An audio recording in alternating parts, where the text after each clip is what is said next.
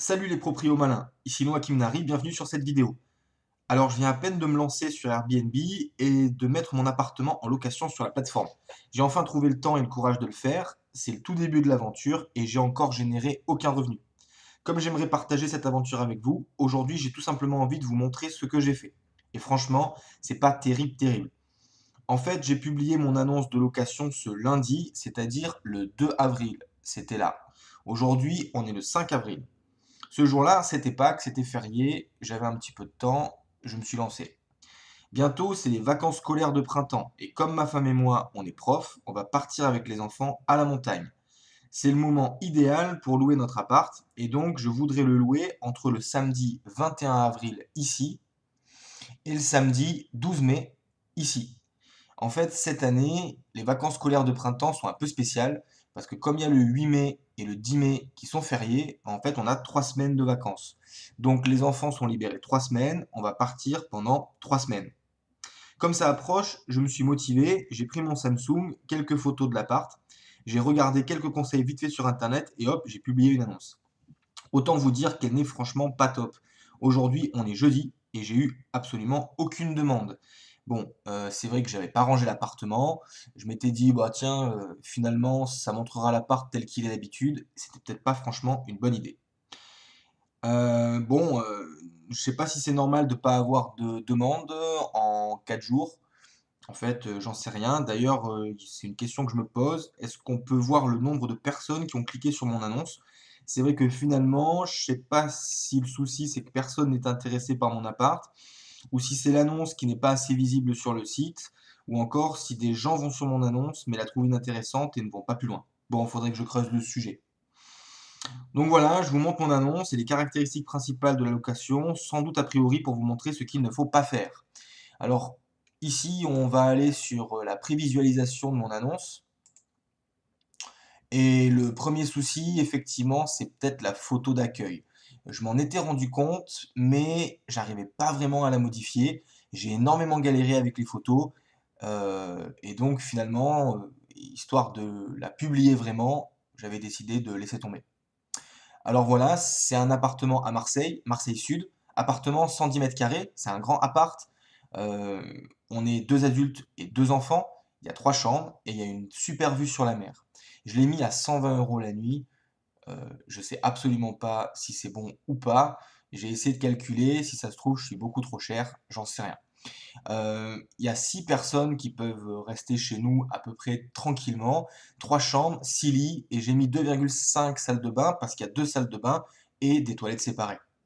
Alors voilà, j'ai mis une petite photo, c'est un T45 de 110 mètres carrés, situé au 16e étage d'une résidence de standing avec gardien et double ascenseur. Et quand on habite au 16e, le double ascenseur, c'est un peu important. Le quartier résidentiel, c'est un quartier sympa de Marseille, situé dans une forêt entre collines et mer.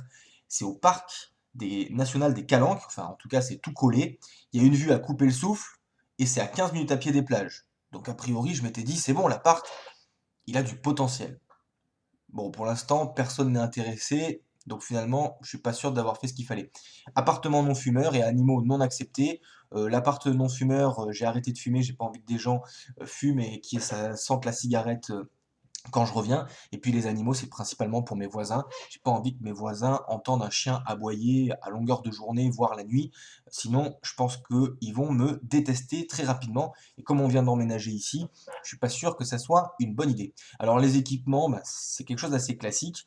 Bon, il y a un espace pour le travail, pour un ordinateur. Je vais laisser mon ordi. Bon, je sais pas si c'est une bonne idée, mais en tout cas, je vais laisser mon ordinateur sur le bureau et les personnes qui viendront auront un accès utilisateur, invité.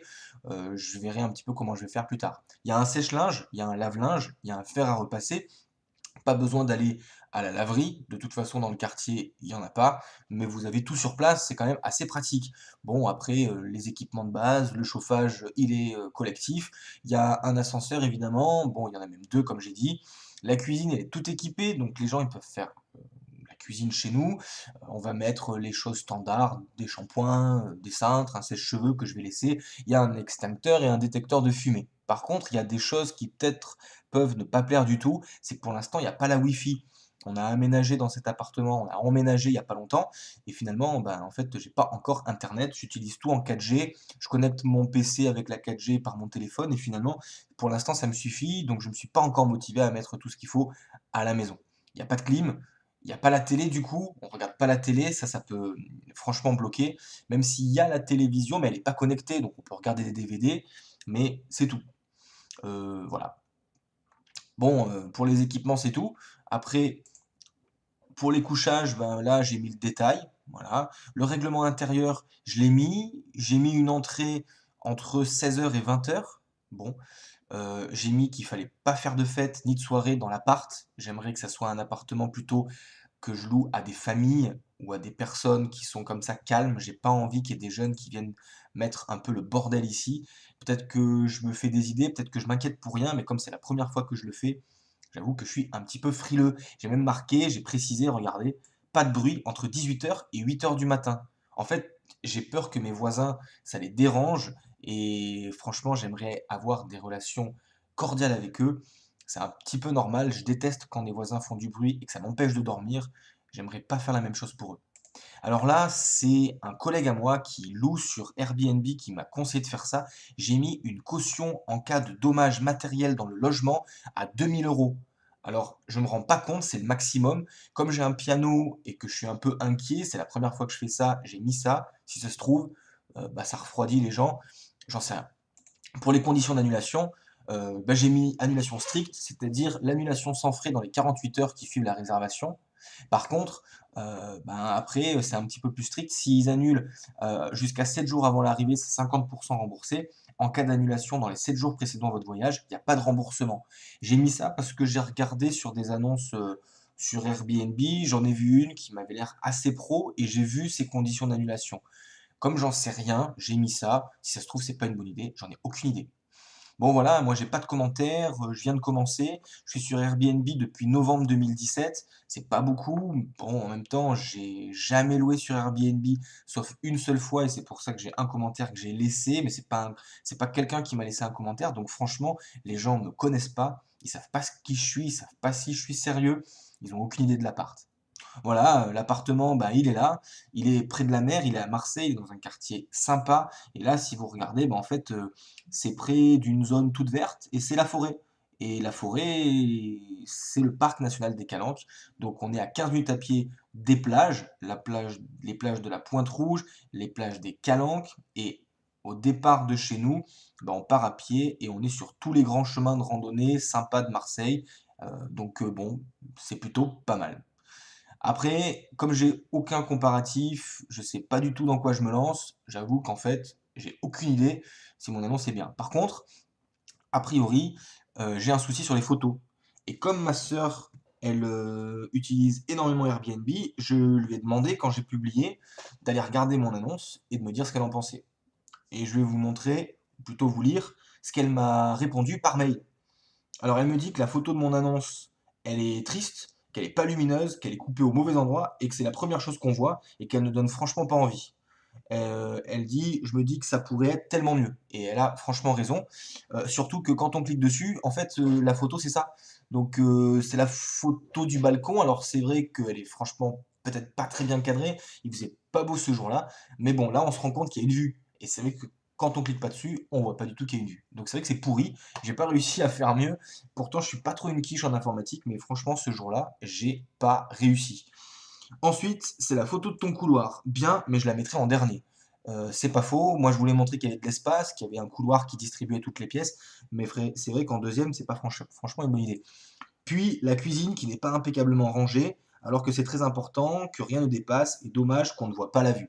Alors c'est vrai, j'ai rien rangé, j'ai pris le truc tel quel, c'était lundi de Pâques. Bon, ça me paraissait pas non plus trop n'importe comment, mais c'est vrai que apparemment en fait, bah, sur Airbnb, il faut que ça soit absolument nickel. J'ai vu des annonces, c'est vrai qu'on a l'impression qu'on arrive dans un hôtel appartement. Moi, j'avais plutôt comme impression que Airbnb, en fait, on arrivait chez des gens, on se rendait compte qu'on était chez des gens, mais c'est vrai qu'en fait, nous, on va louer un logement entier, donc il n'y a pas de raison que nos affaires traînent, et c'est vrai que ça fait pas franchement très accueillant, en fait. Donc il va falloir que je range, tout simplement. Photo 4. Elle me dit la salle de bain, très bien, rien à redire. Ok, cool. Photo 5, la vue. Elle me dit pour le moment, ça va, mais à changer lorsque tu auras un super coucher de soleil ou un ciel bleu pétant. C'est vrai que ce jour-là, il y avait des petits nuages blancs à Marseille, une espèce de ciel pas franchement joyeux. Ça arrive pourtant pas souvent, mais évidemment, ce jour-là, c'était comme ça. Il faut savoir que à partir de mi-avril, sur la photo qu'on voit, il y a le coucher de soleil, mais je sais même pas si mon appareil photo peut prendre un coucher de soleil joli, donc à voir plus tard. Bon. Chambre 6, c'est la chambre de mon deuxième enfant. Elle me dit la chambre elle est pas rangée, donc c'est pas bien. C'est vrai, c'est le bordel, ça donne peut-être pas franchement envie. L'entrée, elle me dit pas mal, mais si tu veux que ça soit parfait, il faut enlever le petit truc noir à côté du sac. En fait, c'est un Lego Star Wars que mon fils a laissé, et les lanières noires et les trucs à côté des plantes. Bon, en fait, c'est clair, faut que ça soit nickel.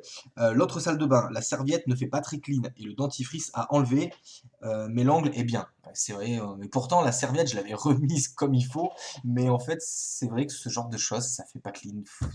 Maintenant qu'elle me le dit, je me rends compte. Alors, photo 9, elle me dit une autre photo de la cuisine. Autant mettre les photos d'une même pièce les unes à la suite des autres. Puis, elle n'est pas très nette et pas très bien cadrée. Bonne idée d'avoir allumé le four. J'avoue que j'ai pas allumé le four, il était allumé. En fait, on était en train de le préchauffer, j'ai même pas fait gaffe. Photo 10, crise de nerfs. Bon, c'est ce qu'elle me dit. Vraiment, ça ne rend pas bien du tout. Tu peux écrire que tu as une buanderie à disposition, mais pas le montrer, car c'est une pièce généralement moche. Et en plus, là, elle est en bordel, avec des planches, du linge. Ça casse vraiment le délire. C'est clair. D'abord, on n'a pas emménagé dans l'appart il y a longtemps, donc j'ai encore des planches dont je veux me servir pour faire des étagères peut-être. Il y a une espèce de miroir que j'ai pas encore installé. Et il y a du linge, c'est vrai, c'est n'importe quoi. Mais je m'étais dit que ça montrait aux locataires potentiels qu'on avait une espèce de pressing, en fait, une espèce de laverie directement dans l'appart, une pièce spécialement pour ça, et que ça pouvait être sympa. Je me rappelle qu'un jour, on était parti pendant 2 semaines avec mon épouse un petit peu loin en voyage. C'est un peu on avait fêté nos 10 ans de mariage, on était parti super loin, et que en fait, 15 jours, à un moment on peut pas partir avec 15 jours vraiment d'habits, on avait dû laver nos habits et que ça nous avait embêté d'aller chercher une laverie quelque part, c'était compliqué, on savait pas comment repasser nos habits après. Je m'étais dit que c'était un plus, mais c'est vrai que c'est tellement moche sur la photo que ça se transforme peut-être en moins. Va falloir que je regarde ce que je vais faire avec ça. Elle me dit celle-là qu'elle est bien. Ensuite, elle me dit celle-là, elle est bien cadrée. Mais il faudrait que. Ah non, celle-là, elle me dit qu'on est bien. Je me suis trompé. Sur le piano, on voit le piano et ça donne une bonne image et de confiance en plus, donc très bien. Bon, cool. Celle-là, elle me dit bien. Et celle-là, elle me dit bien cadré, car on comprend que c'est de ton balcon, mais attends de prendre la photo un jour de grand beau temps, sinon ça fait tristouner. Les gens qui visitent Marseille veulent du beau ciel bleu. Et oui, c'est vrai. C'est tellement évident pour moi qu'ici il fait beau que en fait là, ça donne pas envie du tout. Elle a raison. Photo 15, bien. Très bonne photo, elle me dit. Celle-là, elle me dit bien aussi, même si personnellement, je trouve qu'on voit pas du tout la vue. Donc en fait, je sais pas du tout comment prendre ça en photo. Euh, Comment on fait pour à la fois voir à l'intérieur de l'appart et en même temps voir à l'extérieur. En termes d'exposition, j'arrive jamais à gérer ça. Je pense que c'est un des points où il va falloir que je cherche un petit peu comment prendre de belles photos de son appart. Voilà. Après, elle me dit que celle-là, ça va. Ah non, celle-là, c'est le début. Donc, elle me dit j'aime beaucoup lorsqu'il y a plein de photos, donc c'est très bien. Tu pourrais ajouter une photo de la table basse avec un guide de Marseille, des plans de balade, le réseau RTM. Dans les salles de bain, si tu as des shampoings, gel douche en échantillon, tu pourrais les photographier. En tant qu'utilisatrice Airbnb, les photos sont très importantes. Tu as peut-être voulu donner un caractère familial à tes photos, mais je préfère quand ça fait presque appartement témoin, style hôtel, où on a l'impression qu'il n'y a pas trop de passages. Hyper propre et avoir l'impression que tu es attentionné envers tes invités. Voilà, ça c'était son impression sur les photos, et a priori, elle a pas tort. Maintenant qu'elle me l'a dit, je me rends compte qu'il y a des choses à améliorer. Sur mon annonce, elle dit super idée de mettre une photo de toute la famille en présentation car ça donne confiance. C'est pour ça que je l'ai fait et puis en même temps c'est chez nous donc c'était un petit peu une façon de dire bon voilà on vous ouvre les portes de notre appart. Soyez cool, faites pas n'importe quoi. J'avoue que c'est un petit stress pour moi. Bonne description, courte et efficace. Le 15 minutes à pied de la plage est très convaincant. La chambre de Mathieu pourrait convenir à un couple, mais tu écris que c'est 2 lits simples. Oui, c'est vrai, c'est 2 lits simples, mais qui peuvent se mettre côte à côte, donc du coup, c'est vrai que ça peut convenir à un couple. Voilà ma première impression. Bravo de t'être lancé. À plus, ta sœur. Voilà. Donc les commentaires de ma sœur, a priori, bah, ils sont tous bons. Voilà ce que je voulais partager avec vous aujourd'hui. Je pense que le principal au départ, c'est quand même de se lancer. Donc si comme moi, vous avez envie de vous y mettre, foncez. En tout cas, moi, je sais ce qu'il me reste à faire. Je vais suivre les conseils de ma sœur. Et puis, on se retrouve après pour faire le point. À bientôt les proprios.